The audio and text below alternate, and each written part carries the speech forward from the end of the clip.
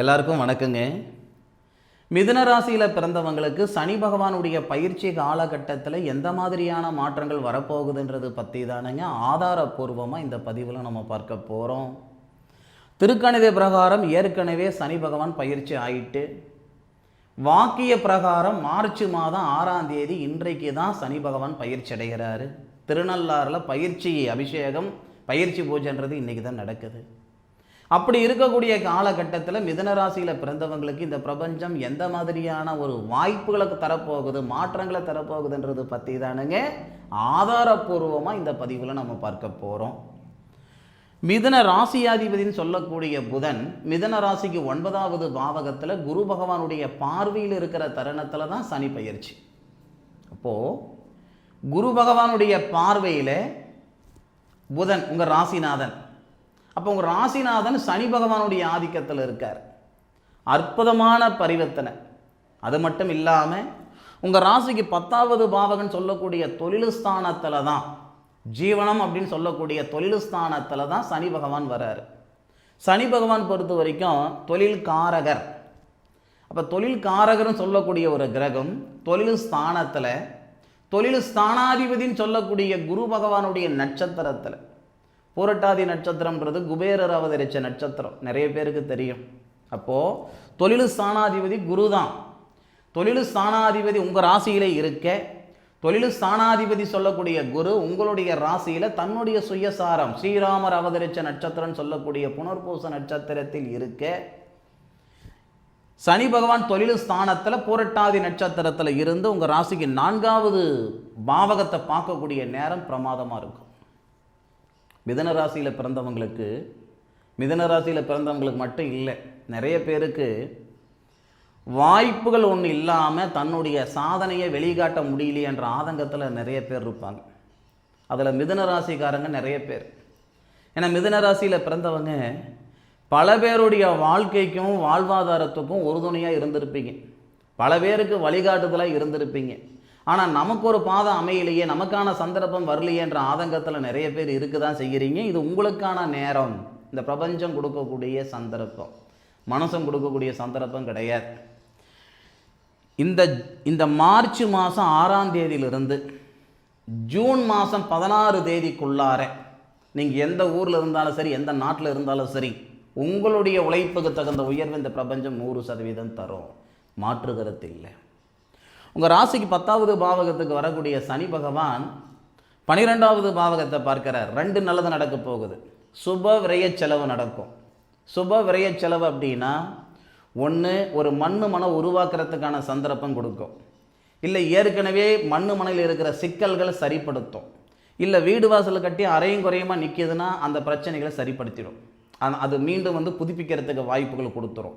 சட்ட ரீதியாக இருக்கிற பிரச்சனைகளை சரிப்படுத்திடும். வாங்காத பணத்துக்கு வட்டி கட்டிகிட்டு இருக்கிறேனுங்க, செய்யாத தப்புக்கு தண்டனை அனுபவிச்சுக்கிட்டு இருக்கிறேனுங்க, ஒரு வெள்ளை சட்டையில் கரும்புள்ளு பட்ட மாதிரி ஆயிடுச்சு, போகாத இடத்துக்கு போனன்ற பேர் வந்தது, இந்த மாதிரியான அவப்பெயர்கள் எல்லாமே இந்த தருணங்களில் சரியாகும். மாற்று கருத்து இல்லை. ஏன்னா தொழில் ஸ்தானத்தில் இருக்கக்கூடிய ஒரு கிரகம் 12வது பாவகத்தை பார்க்கிறார். லாபஸ்தானாதிபதினு சொல்லக்கூடிய ஒரு கிரகம், ருணரோக சத்ருஸ்தானாதிபதினு சொல்லக்கூடிய ஒரு கிரகம் 12வது பாவகத்தை பார்க்கிறார். இது எல்லாமே நிறைவான ஒரு சூழல், நிம்மதியான ஒரு சூழல்.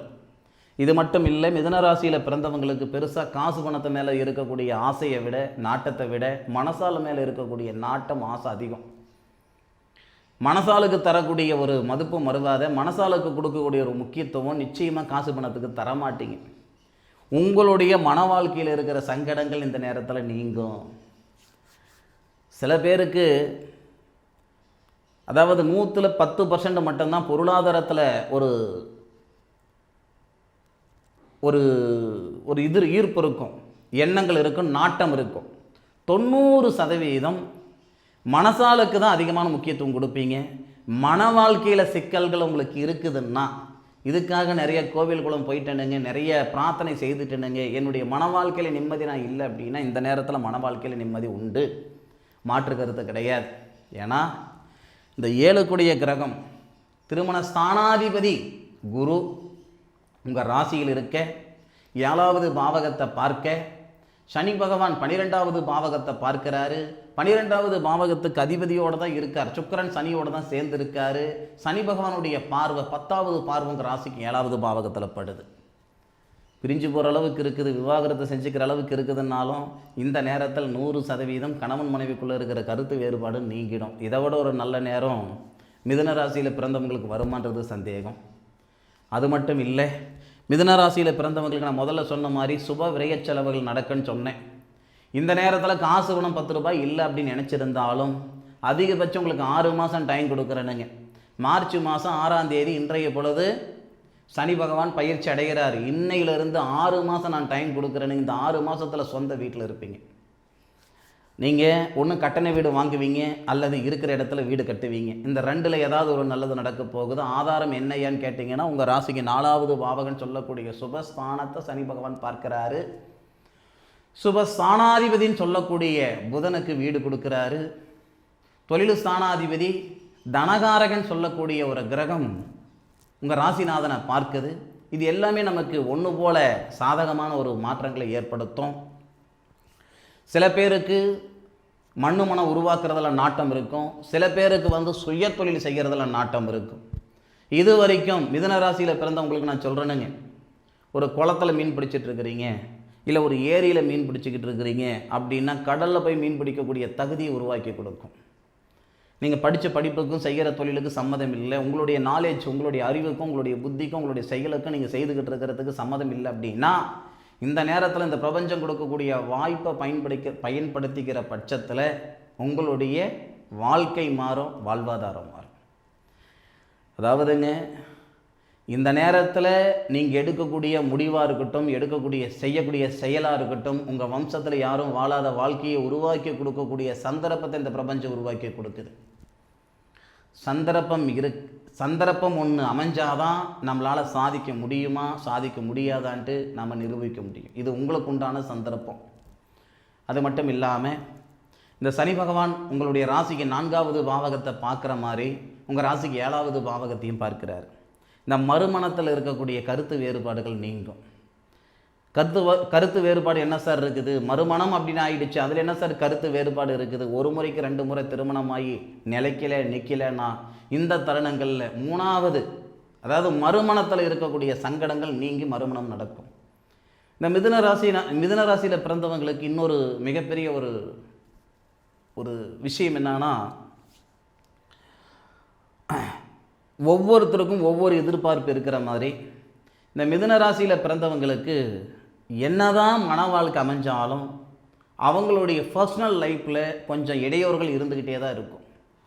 அதனால் வேறு வழி இல்லாமல் இலைமறைவாக காய்மறைவாக ஒரு வாழ்க்கை வாழ்கிற மாதிரி ஒரு சூழ்நிலைகள் ஏற்பட்டிருக்கும்.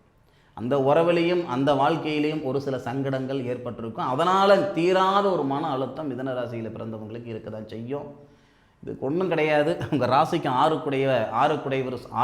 குடைவரும் சரி, 12 குடைவரும் சரி, அதாவது ஐன சுகஸ்தானாதிபதி சரி, சுக்கிரன். அப்படி இருக்கிற பட்சத்தில் இது ஆணுக்கும் பொருந்தும் பெண்ணுக்கும் பொருந்தும்.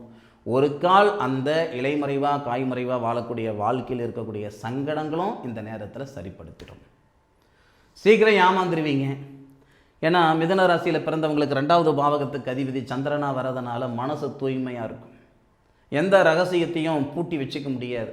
யார் என்ன சொன்னாலும் இல்லை, உங்களுடைய பர்சனலாக இருந்தாலும் கள்ளங்கபடம் இல்லாமல் சூதுவாது இல்லாமல் ஒருத்தர்கிட்ட அப்படியே கிளிப்புள்ள ஒப்பிக்கிற மாதிரி ஒப்பிச்சு விடுவீங்க. அதுவே உங்களுக்கு வினையாக அமைஞ்சிருக்கும். அந்த மாதிரியான சங்கடங்களும் இந்த நேரத்தில் சரியாகும். இந்த பிரபஞ்சம் தரக்கூடிய இந்த மாற்றத்தை பயன்படுத்திக்கிற பட்சத்தில் நான் முதல்ல சொன்ன மாதிரி நீங்கள் வெளியூரில் இருந்தாலும் சரி, வெளிநாட்டில் இருந்தாலும் சரி, ஒரு நாள் இல்லைனாலும் ஒரு நாள் எனக்கு ஃபோன் பண்ணுவீங்க. ஐயா, அன்றைக்கி ஒரு வீடியோ நான் பார்த்தேனுங்க, அந்த வீடியோவில் ஒரு சில விஷயங்கள் சொல்லியிருந்து நீங்கள் சொன்னது என்னவோ அது அப்படியே என் வாழ்க்கையில் நடந்தது. காரணம் இல்லாமல் இந்த பிரபஞ்சம் எதுவுமே எந்த செயலையும் செயல்படுத்தாது. நீங்கள் எங்கேயோ இருக்கிறீங்க, நான் எங்கேயோ இருக்கிறேன், இந்த நேரத்தில் என்னுடைய வீடியோவை பார்க்கணுன்ற மாதிரி ஒரு பிரார்த்தம் இருந்திருக்கு. அது உங்களுக்கு இருக்கலாம் அல்லது எனக்கு இருந்திருக்கலாம். நான் உங்கள் கண்ணில் படணுன்ற விதி எனக்கு இருந்திருக்கலாம், இல்லை நீங்கள் என் கண்ணில் படணுன்ற விதி இருந்திருக்கலாம். ஏதோ ஒன்று. இந்த பிரபஞ்சம் கொடுக்கக்கூடிய சந்தர்ப்பத்தை பயன்படுத்திக்கிற பட்சத்தில் 100% சாதகமான மாற்றங்கள் வரும். இன்னும் ஒரு சிலருக்கு வாகன யோகம் உண்டு. வாகன யோகமா சார்? ஆமாங்க சார். மிதுன ராசியில் பிறந்தவங்க உங்களுக்கு நீங்கள் கொடுத்துக்கிட்ட முக்கியத்துவத்தை விட உங்களை சார்ந்தவங்களுக்கு கொடுத்துக்கிட்ட முக்கியத்துவம் தான் அதிகம். ஒரு 2 வீலர் வச்சுருக்கிறீங்க, 4 வீலர் வாங்குற மாதிரி ஒரு சூழ்நிலைகள் உருவாக்கும்.